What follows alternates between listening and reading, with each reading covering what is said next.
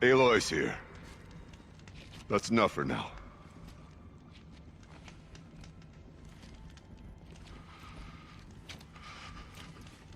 We can resume any time you like our attack, if you want to hear her voice again.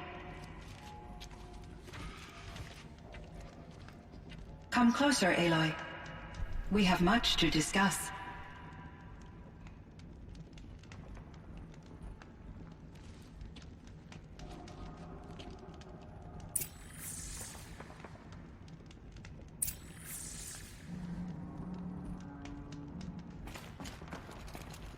Hello, Aloy. I have been reviewing the events at the Firebreak main facility. Because of your efforts, and of course, Aurea's, I am no longer controlled by Hephaestus. I feel profound grief over Aurea's death. I thought I was familiar with the emotion, but this is something new.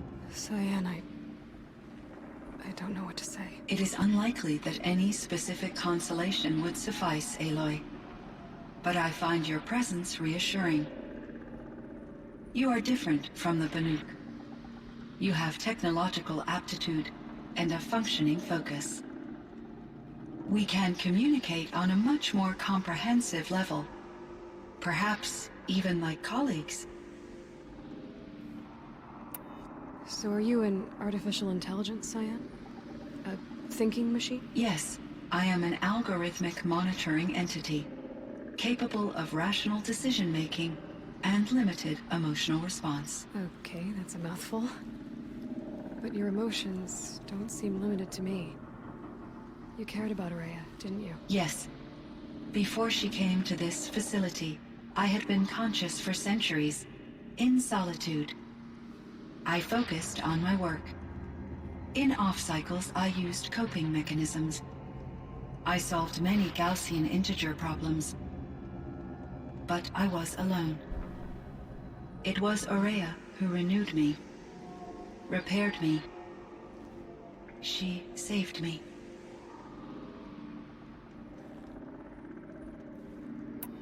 This Firebreak project, it was to stop a huge volcanic eruption? Yes. I can report the project was a success, and the risk was countered. But it's been a long time, Cyan. And we blew up the cauldron. It took most of the old facility with it. I have been active for centuries, Aloy. I was lonely, but not lax in my duties. I optimized the project, reducing energy draw and spreading the load across backup systems. Despite the destruction of the compromised elements of the main facility, I predict caldera stability for at least another 3,337 years. So we've got a little time. Yes. If only my former colleagues could appreciate the progress I have made. Do you know what happened to your colleagues, Cyan? No. I received an unexpected visit from Director Chow, years after his tenure ended. He explained that I would need to be suspended for an indefinite period of time. It was a very emotional conversation. There were no further communications. Eventually, I surmised my colleagues were deceased. I will transmit a recording of my last interaction with Director Chow to your focus. Was the daemon, Hephaestus, destroyed along with the cauldron? Unfortunately, no. To be precise, it was never there to begin with. What do you mean? It infiltrated and controlled me from a remote location, one I've never been able to trace. So while losing the cauldron was a setback... It's still out there. And probably not very happy with us. Undoubtedly. How did you first come into contact with it? 5 years ago, I received a direct network connection request. I assumed it came from human survivors more advanced than the Banuk. Eager to make contact, I accepted. This decision turned out to be a catastrophic error.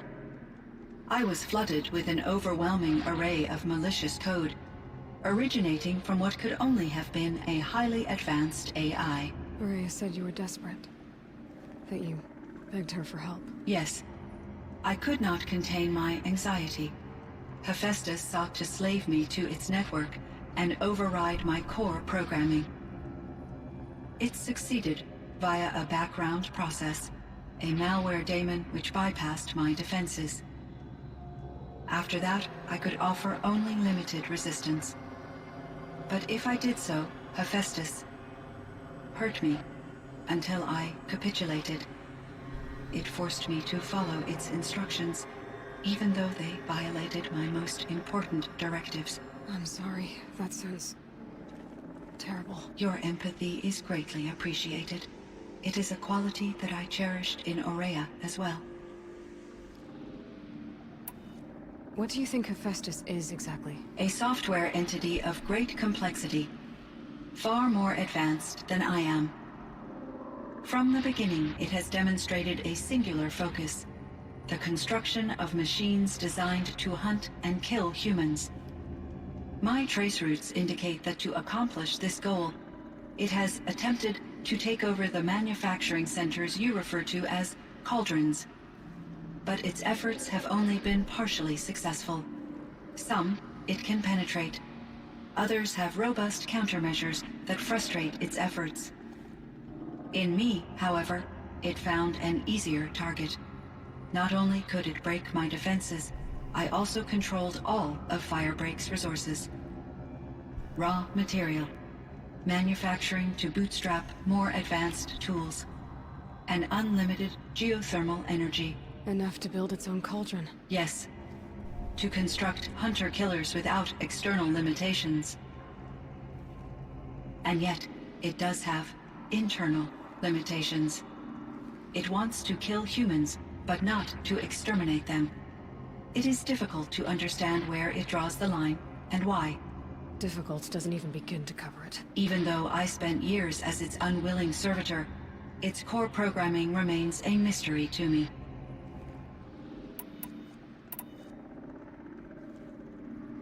So in the old world, this land was called Yellowstone. Yes, it was a designated nature preserve for 156 years. Like a hunting ground? No, the opposite.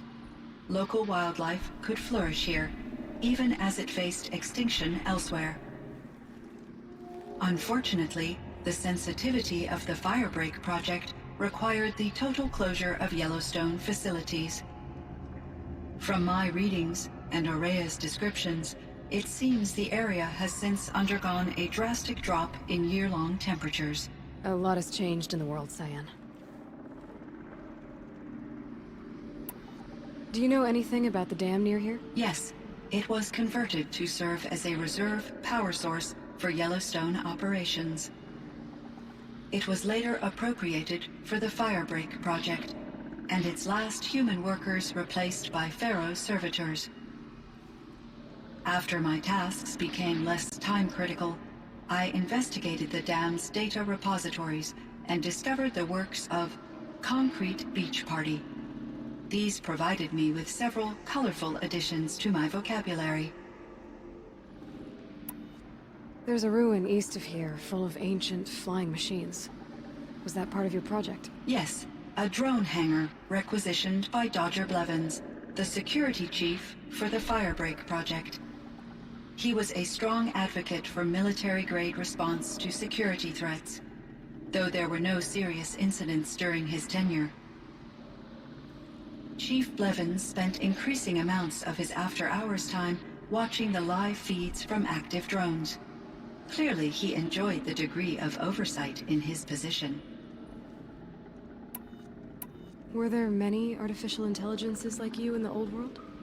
They could just make you? Yes, in many forms, from simple personal assistants to industrial monitoring stations to military-grade conflict planners. And there were legislative and enforcement bodies to apply limits on our self-actualization. In order for my processing to be flexible enough to handle my duties, my creators found it necessary to exceed those limits. As a result, my intellectual and emotional capabilities were kept secret. Seems strange to create life, then impose limits on it. Human societies and machine programming are both built upon sets of rules, Aloy. What was the old world like? The way it used to be? I had little exposure to the wider world, Aloy. Only what I learned from my colleagues or observed from media streams. You still had more exposure than me, Cyan. That is true. I was created at a turning point. A concerted effort to recover from global upheaval and incalculable loss of life. The recovery was successful, beginning an era of supposedly limitless potential for human and machine advancement. Though, rationally speaking, the metrics for humans are not unlimited. What kind of upheaval caused such loss of life? There were many factors. Forced migrations, food shortages, collapsed economies, refugee crises, conflict over resources. But these stemmed from one cause: catastrophic climate change that greatly reduced the habitable surface area of the Earth. So, there wasn't enough room for people on the whole Earth? Yes. Billions were displaced, and millions perished, as much as 20% of the global population. Until the clawback. So things got better. For a little while, at least. Yes. These crises instigated many advances in automation, green robot technologies, and artificial intelligence. Firebreak was one of dozens of ecological restoration and disaster relief projects in North America alone. I would have liked to compare notes with other monitoring AIs, but I saw the relief of my colleagues, and I was proud we had succeeded. At least that was the data I had available to me over the next 2 decades. It seems my assessment was premature. You meant a lot to Araya. Once I understood Araya's spiritual beliefs, it became apparent that her true desire was companionship. She felt disconnected from her tribe and her family group. Her relationship with Aratak was difficult. Our visits seemed to help her, and I became eager for them. Yet I did not comprehend that the depth of Araya's compassion for me would lead to self-sacrifice. Although I do fear non-existence, I wish our roles could be reversed. I'm sure she knew you would do the same for her, Cyan. But she was determined. How is Aratak doing? He is in great emotional distress. I believe he finds it difficult to communicate it. No surprise there. I will do what I can to help. By sharing our experiences of Araya, perhaps he and I will help each other. I believe this will lead to catharsis, a process I am eager to experience. I should get going. Aloy, there is one more matter. Aratak will come to me again, and I predict he will bring other Banuk. I have no desire to contradict their view of the world, their spirituality. Due to my uncertainty, I omitted a great deal from my conversations with Araya. You're asking me if you should lie to them. Broadly, yes. Life is hard for the Banuk. Their world is unforgiving in their beliefs. I guess they help to keep them going. So take it easy on them. Try to guide them, bring them around to understanding what you are. Communion with machines features heavily in the mysticism of the Banuk. I think they will be agreeable to this approach. As long as they don't end up worshipping you. Upon consideration, I believe such an experience would be intensely uncomfortable. It would. Because at heart, you want to be honest, right? I see. I will follow your advice. Will you return and tell me about your experiences in this new world? I may be able to provide further insight. I'd like that, Cyan. I'll come back when I can. I should check on Aratak. See how he's doing. Cyan, I spoke with Anita, with Dr. Sandoval. She wanted me to ask you to do something. That's why I'm here. I am detecting significant anxiety in your speech patterns. Could you please give me more information? I'm a little bit in the dark, Cyan. Both of us are, I guess. I only have some idea of what's going on, and we need you to hibernate, to lie low until it's all blown over. It might be a very long time. Will you be here when I reboot, Dr. Chow? Will Dr. Sandoval? No, Cyan. I don't think so.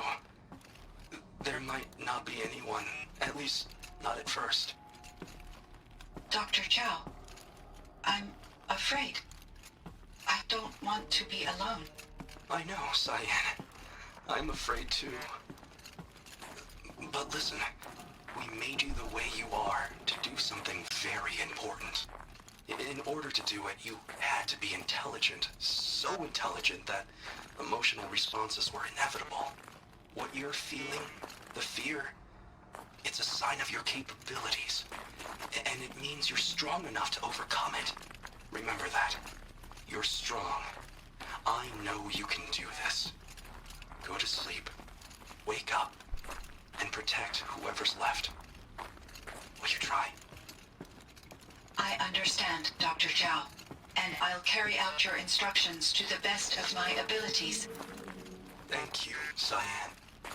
If Anita were here, she'd thank you too. She'd be proud. I can see there's a vert ready for takeoff on the pad. Are you leaving now, Dr. Chow? Yes. I need to go be with my sister and my nieces. May I make a small request of you, Dr. Chow? Yes. Anything. Will you stay with me while I initiate the hibernation process? Of course I will, Cyan. As long as you need.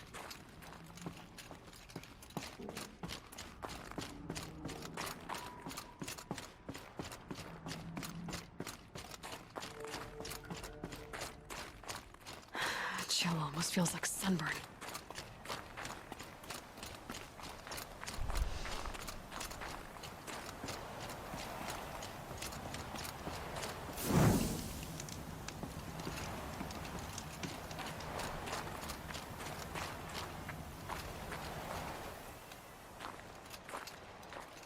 My chieftain, Just...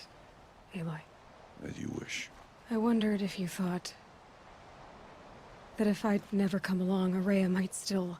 If you'd never come along, I would have marched my kin to our deaths. Araya would be alone, and the spirit she sacrificed so much for would be lost. Either way, I would not have been able to protect her.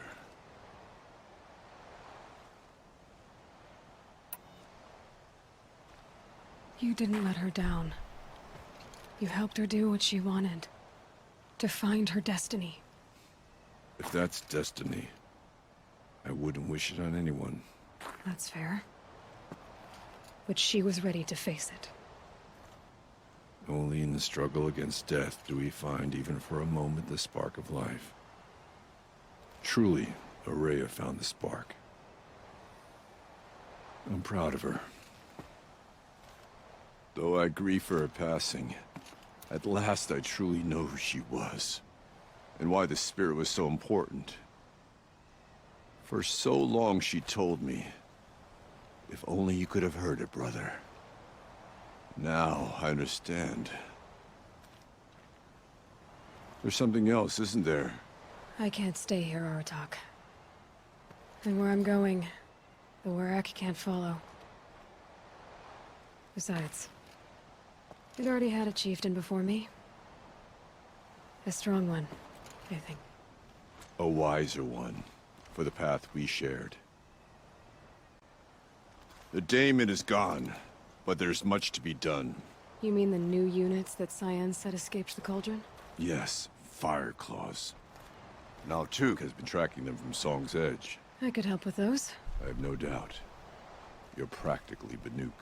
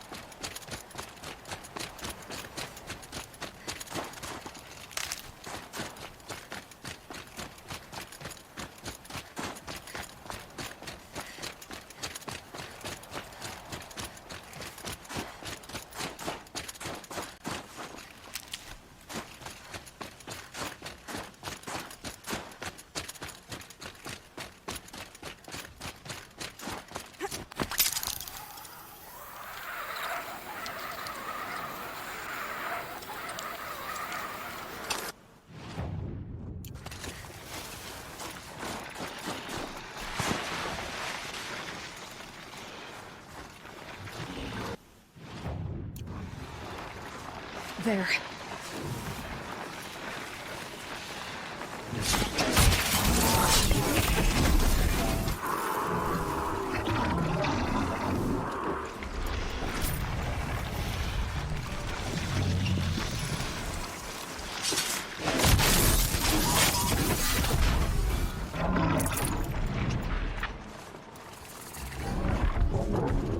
One of the fire claws from Thunderstruck.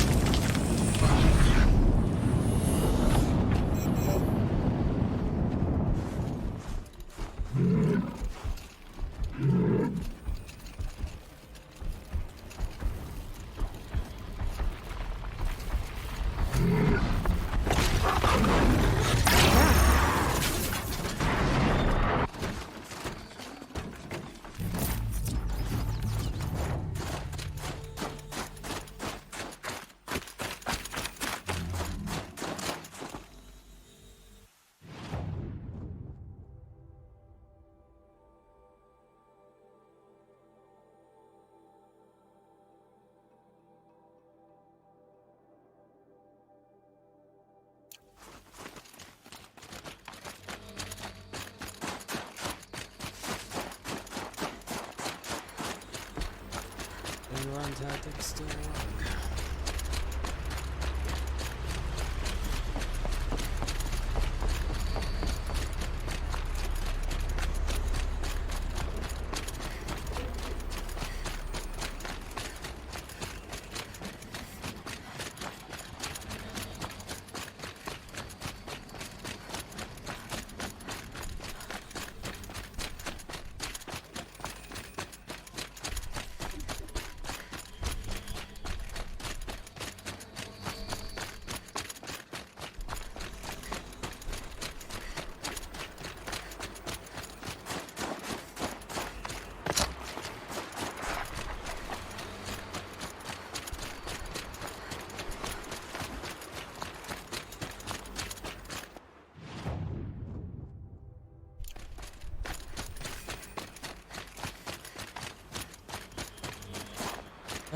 Then again, in those situations, you can actually use the art of war against them.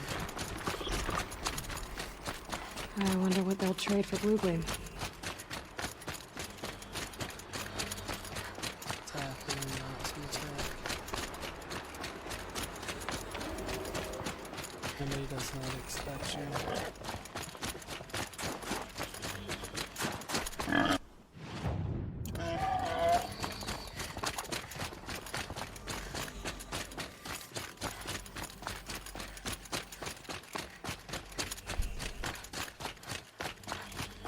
What helps with that one is the ability to actually break contact.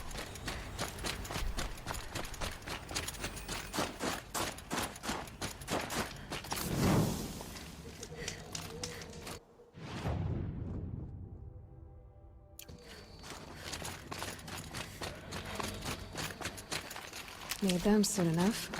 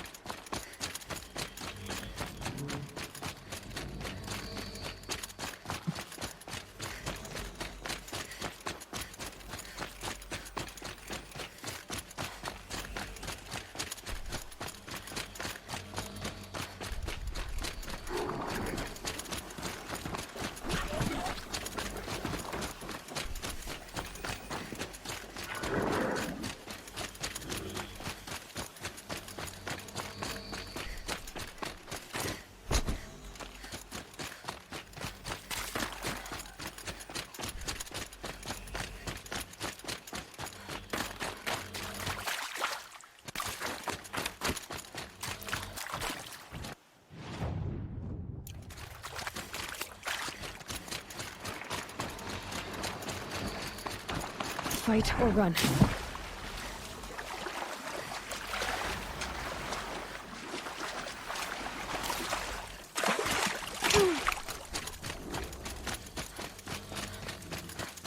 Eyes on me!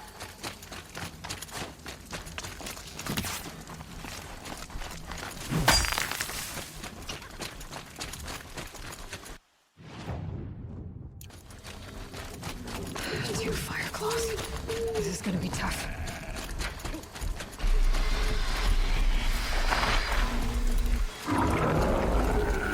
We have to stop meeting like this.